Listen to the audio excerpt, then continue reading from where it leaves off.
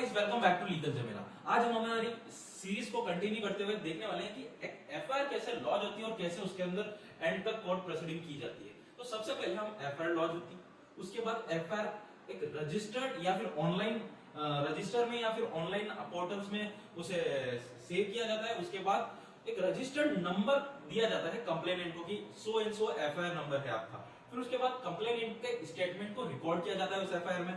तो ये तो हो गई इमीडिएट स्टेप्स। उसके बाद इन्वेस्टिगेशन कैसे की जाती है, उसके बाद पुलिस एक इन्वेस्टिगेशन ऑफिसर को असाइन करती है। फिर वो आईओ इन्वेस्टिगेशन ऑफिसर उस घटना स्थल पर जाकर वहां पे एविडेंस कलेक्ट करता है, लोगों के विटनेसेस के स्टेटमेंट्स को रिकॉर्ड करता है। उसके बाद पुलिस रिपोर्ट कैसे करती है मजिस्ट्रेट को। तो जो आईओ होता है वो केस डायरी मेंटेन करता है, उसमें every progress of the offence या फिर उन्होंने जो जो एक प्रोसेस अब किया है वो सब उसमें मेंटेन करके चलता है, रिकॉर्ड करके चलता है और एक पुलिस रिपोर्ट बनाकर मजिस्ट्रेट को सबमिट करता है।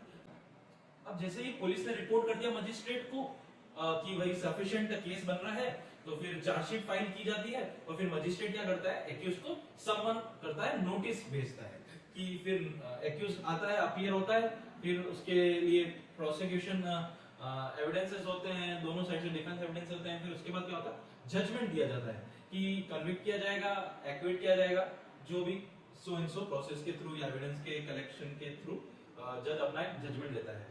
और क्या ये तो हो गई कोर्ट प्रोसीडिंग्स। और क्या एडिशनल स्टेप्स हो सकती है कि जैसे ही एक्यूज को पकड़ के लाया, फिर एक्यूज को समन पर आया, वो बेल ले सकता है। बेल अगर मान लो कोई वेलेबल ऑफेंस है तो उसको बेल दे दी जाएगी, उसका राइट है। और अगर मान लो नॉन वेलेबल ऑफेंस है तो डिस्क्रिप्शन ऑफ द कोर्ट, कि कोर्ट का डिस्क्रिप्शन है भाई कि देना चाहिए कि नहीं देना चाहिए, वो सर्कमस्टांसेस को देखते हुए बेल ग्रांट करेंगे या रिजेक्ट करेंगे। और अगर मान लो कोई कन्विक्ट हो जाता है तो वो हायर कोर्ट में एक्यूज अपील कर सकता है।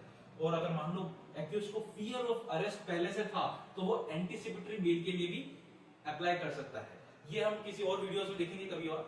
तो ठीक है, थैंक यू सो मच, जुड़े रहे लीगल झमेला के साथ। इसी सीरीज को हम कंटिन्यू करते जा रहे हैं। और एक और चीज मैं बताना चाहूंगा कि हम एक और अभी साइड में एक और प्लेलिस्ट ऐड ऑन करने वाले हैं, सोगा सेल्स ऑफ गुड्स एक्ट। इसको भी हम स्टार्ट करने वाले हैं क्योंकि क्या अभी आरजेएस जो आने वाला है, आरजेएस का प्री होने वाला है, उसमें अभी न्यूली एडेड सिलेबस में सोगा को भी ऐड कर दिया गया है। तो हम सोगा भी करते हैं कि काइंड ऑफ चलो ठीक है, मेरा भी पढ़ना हो जाएगा और अगर आप लोगों को भी पढ़ना हो जाएगा, इसलिए that's why. Thank you so much, जुड़े रहिए लीगल झमेला।